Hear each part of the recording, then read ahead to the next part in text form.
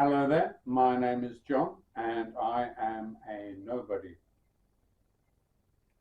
When I moved to Neukölln, which is in Berlin, it was a very undesirable place to live and it's easy to get a flat.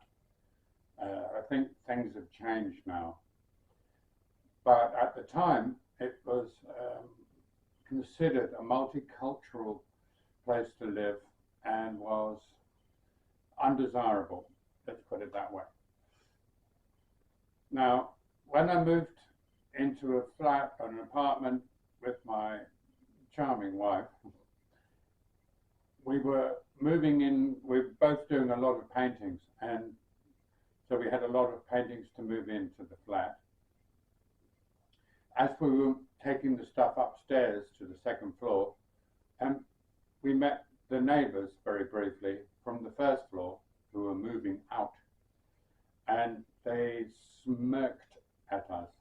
I think that's the right word, smirk. It was a smirk that said, well, you don't know what's in store for you, but you'll soon find out.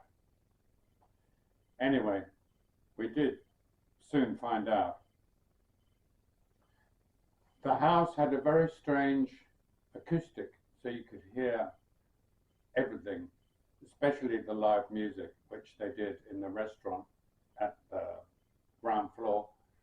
It was a restaurant that was devoid of customers. They never had anybody in there, apart from at the weekends.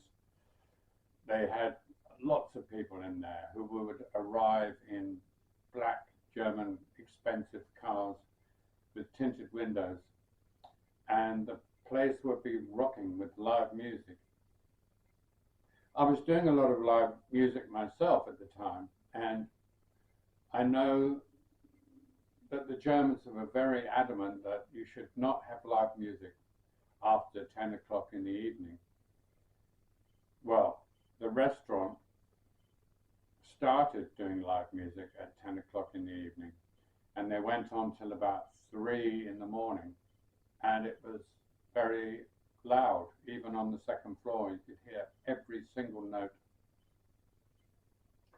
When we first moved in, I met or I saw a woman who was dressed in a headscarf. She took the headscarf off after a while, and I used to say hello to her every time I saw her. She would usually ignore me, but sometimes she would, say hello later after a few weeks. And I think she'd been having German lessons, because after a while had transpired, we started to have conversations, and short conversations. Anyway, one day I was lying in bed trying to get to sleep, but I couldn't because it was so loud. I could hear every single note from the restaurant downstairs. It was at the weekend. So I decided to go down and complain. So I went down, walked into the crowded restaurant where there were performers playing live on stage with a backup track. And I asked to see the boss. I met him. He was pleasant enough to me, though he would seem to be a bit confused. He did speak kind of German, but not great. He was convinced I was a student, a German student, even though I was already in middle age. And he was very polite, but the music was continuing. I said, it's too loud. He offered me a drink, which I refused, and we were chatting away.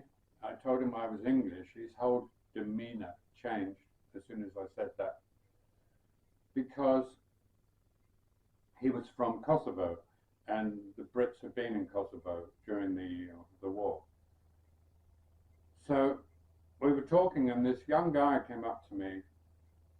He'd obviously spent a long time in Germany because his German was very good.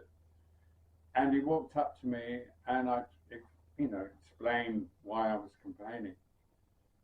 And then he did something provocative, and unexpected, he reached out to me, grabbed hold of my cheek after I'd asked where the wedding party was, because he said it was a wedding. And he moved my cheek like this with his hand and said, "They've gone home. The couple, the wedding couple, have gone home." It was obvious that he was lying to me. And it was obvious he was just taking the mickey.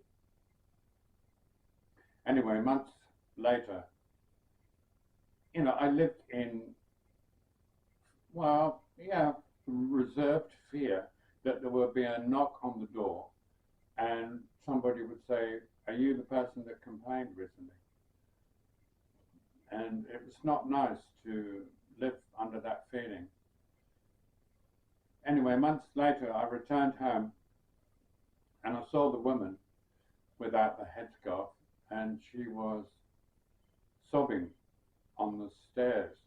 On the left they had, on the right they had the living accommodation, and on the left was the restaurant, so I used to see her a lot as she passed through. She was sitting on the stairs sobbing because she was a widow.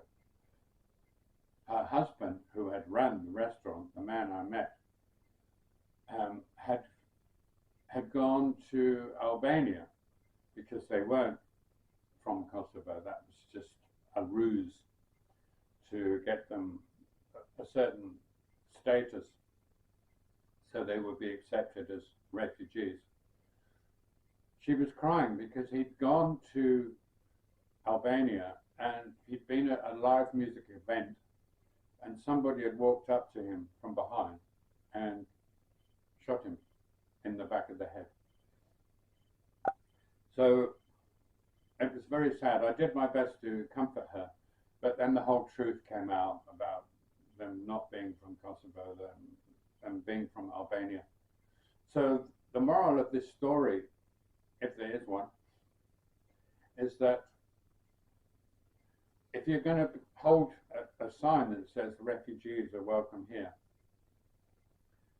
just make sure that they are genuine refugees and not somebody who's just playing the system like they were. All the best to you. Thank you very much for watching, and I hope to see you in the next one. Take care of yourself and those you love. And until then, Jussie Cox.